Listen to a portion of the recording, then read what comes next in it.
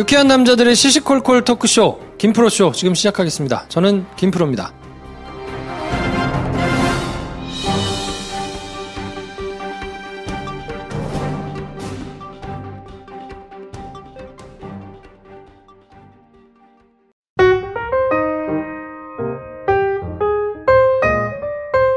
네, 어서 오세요. 안녕하세요. 네, 자기가 좋아하는 영화 가져와서 좋아하는 이유 신나게 설명하는 지가 애정하는 영화 지혜영 시간입니다. 신나게 해봐 한번. 김 선생과 황대리 조합만 남겨두고 다 해본 것 같죠? 거의 그 조합은 뭐 정통 신구 멜로 조합인 거죠? 그렇지. 거긴 약간 대결 구도 비슷하게 갈 수 있을 것 같은데. 수차례 말씀드리지 않습니까? 대결이 안 돼. 자, 아무튼 그래서 그 나머지 조합이 언제 완성될지는 한번 두고 봐야 될 것 같은데 네. 오늘은 제 영화를 갖고 왔습니다. 제가 오늘 가져온 영화는 블러드 타이즈입니다. 블러드 타이즈. 네. 안 봤네요. 보셨어요? 안 못 봤죠? 봤어요. 이 영화는 제가 좋아하는 영화니까 네. 2013년에 제작이 됐는데 2014년도에 3월 개봉을 했거든요. 관객 수가 5,800명. 내 영화나 당신 영화나 뭐. 네, 10,000명이 안 되는데 괜찮아요. 그리고 영화 포스터를 보면 클라이브 오웬이 끈적하게 이렇게 나와 있거든요. 네. 그리고 배우들을 보잖아요. 네. 배우진이 죽여요.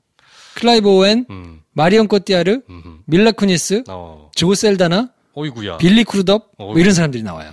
상당한데요. 마리온 코티아르. 마리온 코티아르 너무 이뻐. 굉장히 매력적으로 나옵니다. 네. 제가 오늘 가져온 이 영화의 첫 번째 이유는 뻔하잖아요. 이 정도 되면 이제 여러분들이 많이 상상하실 수 있을 텐데. Based on the true story. 그렇지. 실화의 힘입니다. 실화의 힘. 이 내용이 어떤 거냐면 형과 동생의 이야기거든요. 그래서 이제 클라이브 오웬이 형이고 빌리 크루덥이 동생이에요. 동생은 경찰이고 형은 12년 동안 감옥 생활을 마치고 막 출소해서 이제 나와요. 그래서 이제 아버지하고 여동생하고 뭐 이렇게 있는데 옛날 부인도 있고 나와가지고 새 삶을 살아보려고 하는데 잘 안 되죠. 왜냐면 12년 동안 살고 나왔으니까. 그렇겠네요. 사람들이 잘 안 받아주고, 뭐 이렇게 좀 해보려고 그래가지고 옛날 성질 죽이고 뭔가를 잘 해보려고 그러는데, 이게 이 사회적 분위기가 뭔가 이렇게 적응을 잘 못하도록 내모는 것 같은 이런 분위기거든요. 근데 동생은 경찰 생활을 열심히 하고 있고. 동생은 또 경찰이구만. 경찰이에요. 그래서 처음에는 형이 마음 잡고 하면 잘 살아보려고 굉장히 열심히 노력을 합니다. 그래서 막 열심히 노력해가지고 하는데, 사회적인 분위기가 안 도와주고 사람들이 안 도와줘서 되게 안타까워요.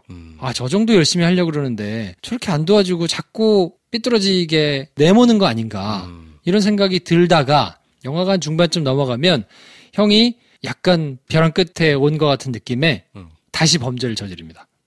다시 범죄를 저질러서 뭔가 이제 돈을 벌어요. 그래서 이제 생활고 자기 아버지도 있고 동생도 있고 뭐 이렇게 해결을 하거든요. 그리고 나서는 모르겠다 하고는 다시 범죄에 이제 발을 들이는 거예요. 옛날 삶 그대로. 그래서 돈을 많이 벌어요. 그래서 이제 뭐 새로운 애인도 생기고 나름대로 풍족하게 이제 다시 지내거든요. 근데 동생이 그 사건을 수사하게 되죠.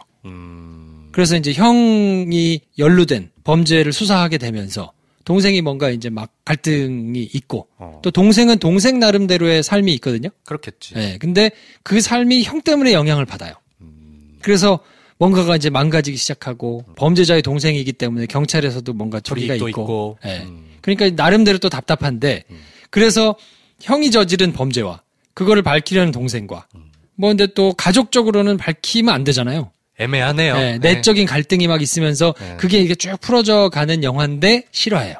이게 어디까지 실화일까? 뭐 나름대로 영화가 또 꽤 길거든요. 한 128분 되니까 한 2시간 정도 되는데 영화를 보면 약간의 그 헐리우드 영화답지 않은 먹먹함이랄까? 가족의 이게 배경이 옛날 영화거든요. 1970년대 뭐 80년대 그래서 이제 음악도 그때 배경으로 한 영화들 이제 나오고 하니까 뭔가 나름대로 이제 헐리우드 영화와는 약간 궤적이 다른 것 같은 그런 맛이 좀 있는 영화입니다.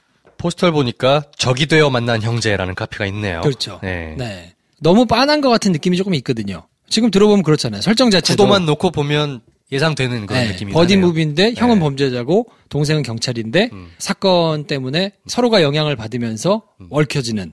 약간 뭐 영웅본색 생각도 나고. 네. 네. 근데 실화예요. 그러니까 실화이기 때문에 실화가 주는 그 먹먹함이 좀 있거든요. 네. 오케이. 실화 성애자. 네. 아, 난 이제 실화가 좋은지 모르겠어요.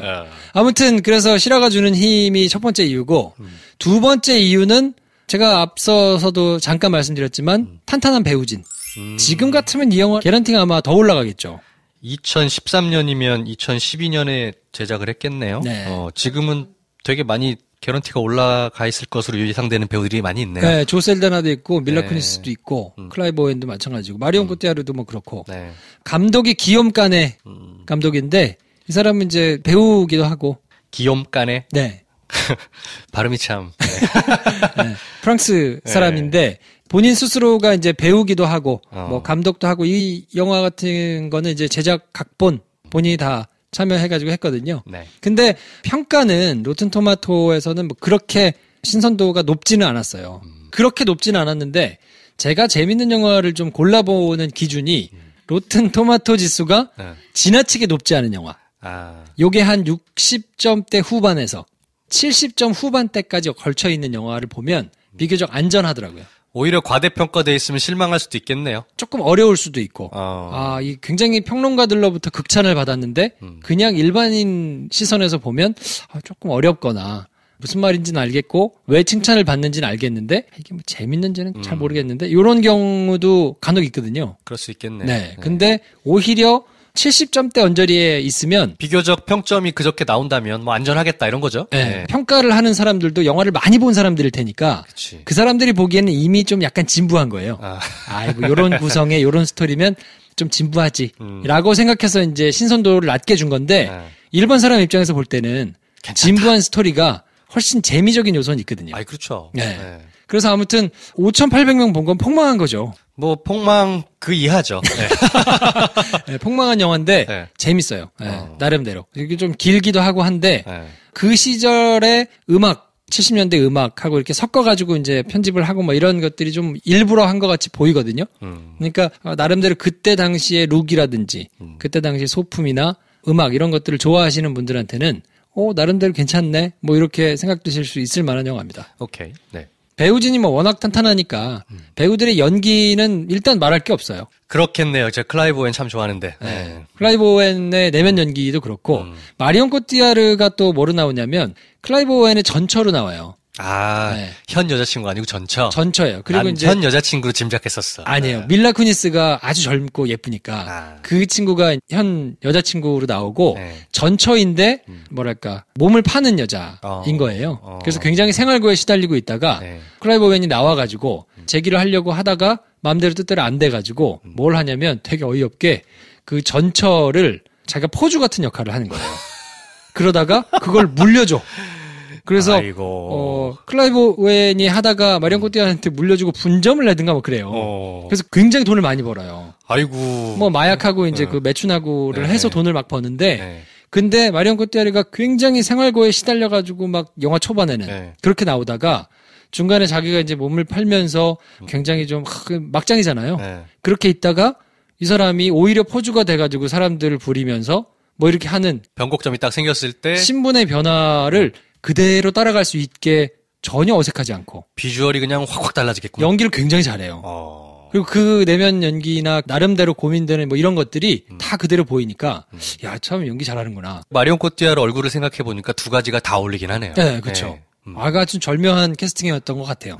그래서 아무튼 각각의 배우들이 하나도 구멍이 없이 굉장히 연기들을 잘하거든요. 그래서 하여튼 보시는 재미가 있을 것 같고 마지막 이유는 가족 정서입니다. 가족 정서. 네, 헐리우드 영화에서 보기 힘든 약간의 한국 스타일의 가족 정서가 있어요. 블러드 타이즈가 결국엔 뭐 그냥 직역하면 혈연 뭐 이런 거잖아요. 그렇죠. 네.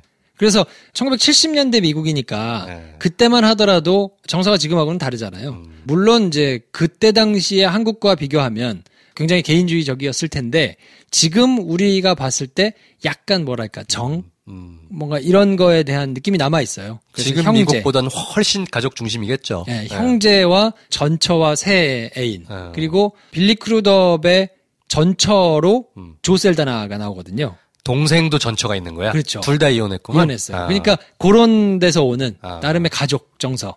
근데 이제 가족이 깨졌잖아요. 깨졌다가 붙었다가 하면서 미워할래야 미워할 수 없지만 그래도 현실은 깝깝하고 짜증나는 뭐 이런 것들을 굉장히 좀 잘 그려서 특유의 옛날 룩에서 묻어나오는 그런 가족 정서가 좀 있어서 궁금해지네요. 네. 보고 아무튼 굉장히 독특했던 느낌을 받았던 영화거든요. 긴 영화인데 보시면 나름대로 그래도 많이 안 본 영화 중에서 요거는 괜찮다 싶은 영화가 블러드 타이즈입니다. 좋습니다. 저도 한번 그러면 찾아보겠습니다. 네. 그러면 저희는 다음 시간에 또 다른 영화 가지고 찾아오겠습니다. 안녕. 안녕.